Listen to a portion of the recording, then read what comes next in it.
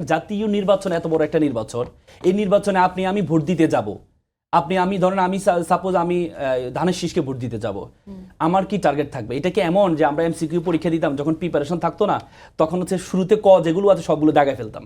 এটা তো এমন না। একটা জাতীয় নির্বাচনে আপনি ভোট দিতে যাবেন, আপনি কাকে ভোট দিবে, সে কোথায় আছে, সে গর্তের মধ্যে যদিও থাকে, সেখান থেকে আপনি বের করে আপনি সেখানে গিয়ে ভোটটা দিবেন। এটা তো নর্মাল কিছু না, নর্মাল কিছু না। যে এমন না যে আমি গেলাম শুরুতে যেটা আছে আনারস আছে আনারসকে দিয়ে দিলাম, দাঁড়িপাল্লা উপরে আছে দাঁড়িপাল্লাকে দিয়ে দিলাম, এটা এমন না।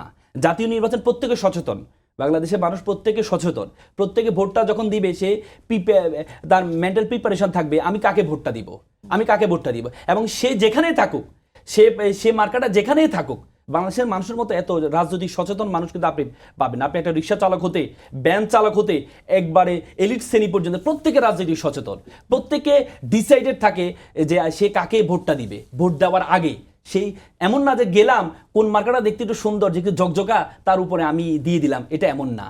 বা সামনে যেটা পড়লো সেটাতে দিয়ে দিলাম, এটা এমন না। তো সুতরাং এটাকে নিয়ে যে আমি মনে করি এটা বিএনপির একটা রাজনৈতিক, আমার কাছে যেটা মনে হয় এটা বিএনপির একটা রাজনৈতিক ক্যাম্পেইন।